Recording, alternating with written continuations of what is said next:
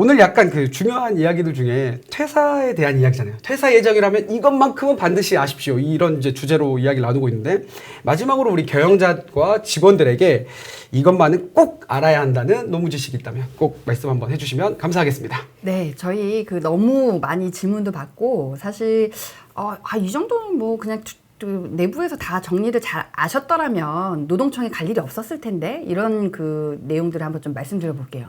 네, 한번 크게 세 가지를 좀 꼽아봤는데요. 네, 사직서.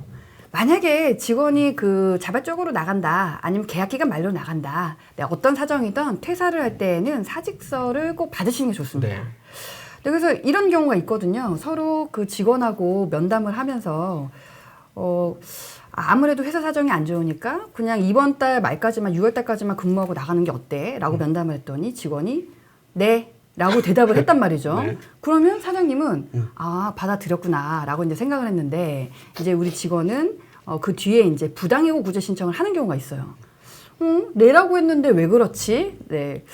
왜 그러냐면 그 네라는 의미가 저를 해고하시겠다는 거죠. 일단 알겠습니다. 네. 인지 아니면 네 그럼 제가 받아들이고 퇴사할게요 라고 하는 것인지 확실하게 그 증명할 방법이 없어요. 네, 그러니까 퇴사하실 때는 확실한 구체적인 퇴사 사유를 정해서 사직서를 제출하시는 것이 좋다.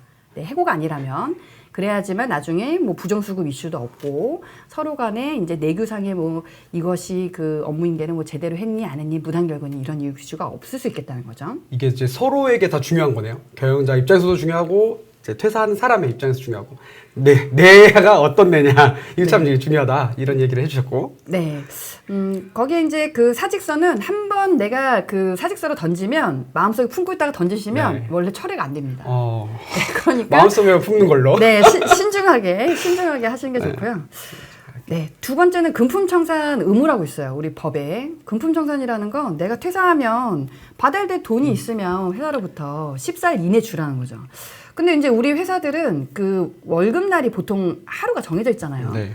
내가 만약에 오늘 6월 4일날 퇴사를 한다. 그러면 5일날이 급여면 6월 4일까지 1일부터 4일까지 근무하신 거 7월 5일날 주실 거란 말이죠. 그럼 14일이 넘어가요. 그러면 금품청산 의무 위반에 해당됩니다. 거기에 이제 14일이 초과한 4일로부터 이제 14일이 초과한 그 19일부터는 지연이자 20%가 붙어요. 어허. 네, 그래서 7월 5일까지 그 기간 동안에 20%의 임금이 붙을 수 있다. 300만 원은 20%면 적지 않지 않습니까? 그렇죠. 네, 그래서 요즘 지연이자 청구하시는 사례가 많더라고요. 그래서 우리 그 사장님들도 임금을 다 청산하신다면 즉시 14일 내 주시거나 동의를 받아서 좀 기일을 연장할 수 있습니다. 네, 동의서를 받으시면 좋겠고요. 그리고 제가 만났던 경영자분들도 상당히 이 부분에 대해서 많이 간과하시는 것 같아요. 그래서 이자를 지급했다라는 이야기는 한 번도 들은 적 없지만 이 기간이 이제 방금 말씀하신 것처럼 4일에 퇴사를 하면 다음 달 이렇게 지급을 하는 경우가 많은데 이건 너무 중요한 이야기인 것 같습니다. 네. 네.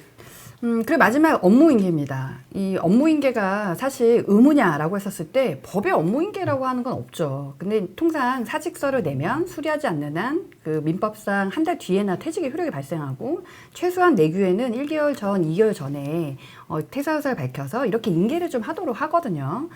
근데 이제 인계 안 하고 사직서 탁 내고 다음 날부터 이제 안 나와버리면 이 무단결근에 해당될 수 있습니다. 무단결근이면 뭐 급여 안 받으면 되지. 네, 근데 이제 무단결근 때문에 내가 어떤 중요한 프로젝트를 하고 있다가 중단이 딱 돼서 나의 어떤 그 사실상 중대한 과실로 만약 손해를 입게 된다고 하면 그때 손해배상 청구의 대상이 될 수 있거든요. 네, 그런데 내가 이제 아주 중요한 일을 이제 하는 건 아니고 단순 어떤 보조적인 일이거나 어떤 그 중요한 프로젝트를 진행하는 게 아니라면 원래 사실상 손해배상 청구하기는 정말 어렵습니다.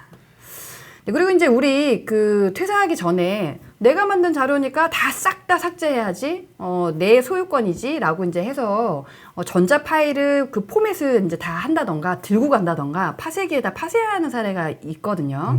네, 실제로 이제 그 중요 이러한 그 어떤 상담일지나 기록일지들을 법상 갖고 있어야 되는데 그걸 퇴사하면서 서로 좀 감정이 상해서 파쇄한 사례가 있었는데요. 현장에 이제 112 신고해서 경찰관이 출동했거든요.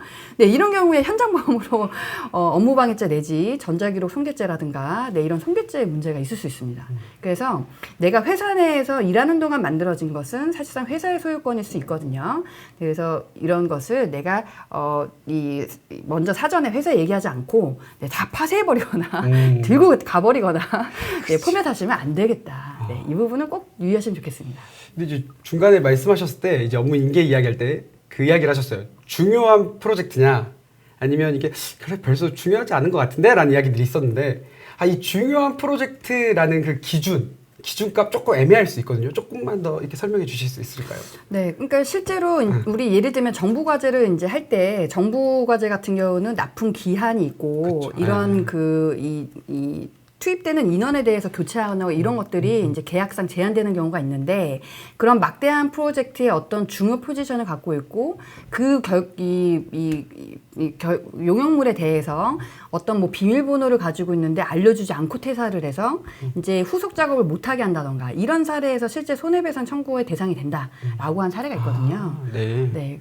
그래서 이제 뭐 암호는 알아서 풀어봐 이런 거 하시면 안 됩니다. 암호는 그냥 알아서 풀으세요. 네, 다 제공해 주셔야 돼요. 이제 좀 넘어가기 전에 질문이 몇 개 들어와 있어서 질문 먼저 좀 다뤄보고 넘어가겠습니다. 네. 유튜브 채팅창인 것 같은데요. 김병민 대표님께서 파이어족이 뭐예요? 라고 물어보셨대. 네, 우리 네. 그 도널드 트럼프가 했었던 그 프로그램 있었는데요. 인턴십 프로그램. You are fire 할 때 그 fire입니다.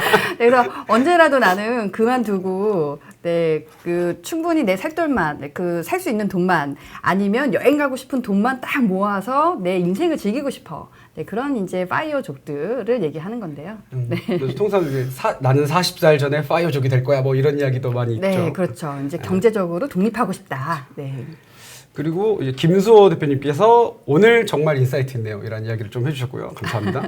또 하나 질문이 들어왔습니다. 퇴사하고 3개월 기다렸다가 부당 해고 신고해야 3개월치 월급도 받는다고 그때 한다는 이야기가 들었는데 맞을까요? 이런 질문이 들어왔습니다. 혹시 그 주변에 그 해고를 당하신 분이 있거나 이제 그런 경험이 있으시다고 하면 우리 그 근로기준법에는 내가 부당 해고가 됐던 징계 등 불리한 처우를 받았을 때 그 발생일로부터 3개월 이내에 구제 신청이라는 걸 할 수 있습니다. 그러면 마치 작은 그러한 그 노동법원처럼 지금 현재 노동법원이 없지만 이제 전문적으로 부당한지 아닌지를 판단해주는 민사법원과 같은 노동위원회가 있거든요.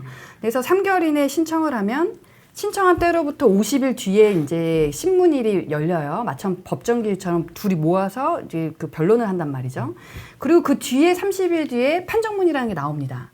그러면 전체 기간 맥스로 보면 해고 기간 3개월, 그 구제 신청 기간 3개월에 이 신문기일이 열리는 50일, 대략 2개월이라고 치고 네, 여기에다가 판정문이 나오는 1개월까지 더하면 6개월. 6개월 정도. 네, 그래서 6개월 뒤에 최종적인 판정문이 받는 그 시점에 부당해고가 맞다라고 하게 되면 내가 급여가 300이라면 600만 원 곱하기 그 6개월 곱하기 해서 1,800만 원을 즉시 지급하라. 라고 하는 이제 명령이 떨어지는 거죠. 네, 그래서 최대 3개월이다. 근데 3개월을 막 기다렸다가 1일이 도가가 돼서 안 되시는 경우 있어요. 제척기간이 도가하면 신청 못 합니다. 그래서 너무 채우시면 안 되고 네, 부당하시면 3개월 이내에 좀 충분히 검토하셔서 하시는 게 좋죠. 그렇게 하시는 게 좋을 것 같습니다. 가급적 하지 마셔라. 약간 이야기였고.